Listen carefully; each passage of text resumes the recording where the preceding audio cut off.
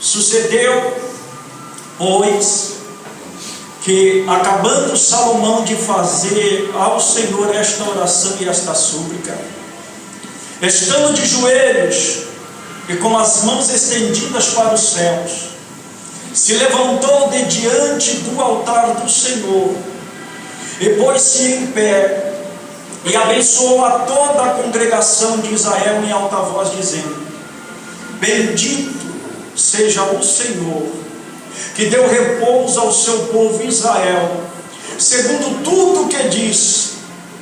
Nenhuma só palavra caiu de todas as suas boas palavras que falou pelo ministério de Moisés, seu servo.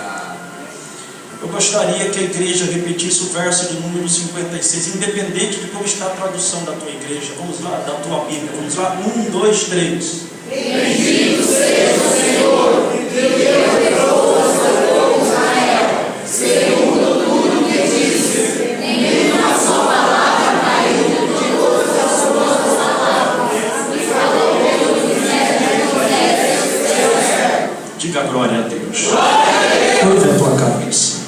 Deus de Abraão, de tu Anahava, Deus de Isaac, de ti Acauacé, Deus de Israel, perdi Canduácia. Eis-me aqui, Senhor, mais uma vez na tua presença, com a responsabilidade de ministrar a tua palavra, que caia por terra todo eu, todo ego, e que o teu Espírito venha falar, ou continuar falando sobre as nossas vidas nessa manhã de uma maneira sobrenatural. E eu tenho certeza que nós vamos sair daqui melhores do que entramos, no nome de Jesus. Pode se assentar, glorificando o Senhor.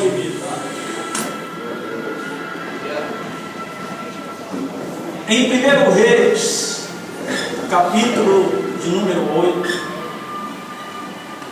você vai notar que Salomão está de joelhos do lado de fora do templo, para ser mais exato, no pátio exterior, diante do altar do holocausto, local este aonde era trazido as ofertas, local este aonde eram trazidos os animais para serem sacrificados por expiação pelo pecado do povo. Você vai notar então, se você ler com calma na sua casa, que apesar de Salomão estar próximo ao utensílio conhecido como altar do holocausto, que estava pelo lado de fora do templo, você vai notar que Salomão não está oferecendo nenhum tipo de sacrifício, porque esta função, porque este ofício não cabe a ele, mas sim aos sacerdotes. Mas a pergunta é: o que Salomão estava fazendo de joelhos diante do altar do holocausto? Para que eu possa entender isto, eu tenho que recuar. Para que eu possa entender isso, eu tenho que voltar no tempo. Para ser mais preciso, no livro do Êxodo, onde Deus disse a Moisés: Moisés, aonde mora? Moisés, aonde habita o meu povo? E Moisés disse a Yahvé: o teu povo, Senhor, tu sabes, o teu povo mora em cabanas, o teu povo mora em tendas. E Deus vai falar com Moisés dizendo: então, Moisés, faça também para mim uma cabana, faça para mim também uma tenda, faça também para mim um tabernáculo, porque eu quero me relacionar com o meu povo. Tem gente que já entendeu isso. Mas não pensa você que Moisés simplesmente virou as costas e falou: está bom, Senhor. Não, porque as coisas para Deus não podem ser de qualquer forma. As coisas para Deus não podem ser de qualquer maneira. As coisas para Deus têm que ser com reverência. Para Deus tem que ser a primícia. Para Deus tem que ser o melhor. E Deus disse assim para Moisés: Moisés, construa para mim um tabernáculo. Esse tabernáculo, Moisés, ele vai ter 13,72 metros de comprimento, 4 metros e 57 de largura, 4 metros e 57 de altura. E esse tabernáculo, Moisés, vai ser dividido em 3 partes: pátio exterior, ou ato exterior, lugar santo e lugar santíssimo. No pátio exterior, Moisés, do lado de fora do tabernáculo, antes do primeiro véu, você vai construir para mim o altar do holocausto. Fazer aqui uma ilustração.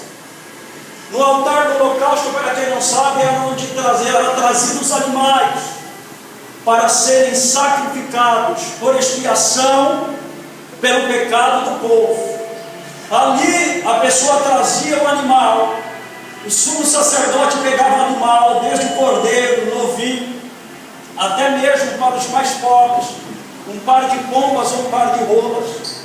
Para quem não sabe, o sumo sacerdote ou sacerdote segurava o sacrifício, e aquele que trouxe o sacrifício colocava a mão direita sobre a cabeça do animal, porque ele tinha que entender no ato de fé que quem havia pecado não era o animal, mas sim ele. Então, no ato de fé, o pecado dele seria transferido para aquele animal.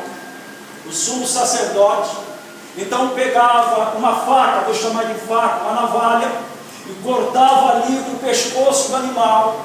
E aquele que trouxe o sacrifício, a pessoa que trouxe o sacrifício por expiação pelo seu pecado, ele deveria olhar nos olhos do animal, porque tinha que haver arrependimento nele. Ele tinha que entender quem era para morrer, não era o animal, mas era ele. Quem está entendendo, diga glória a Deus. Mas nós sabemos que isto era algo momentâneo. Por quê?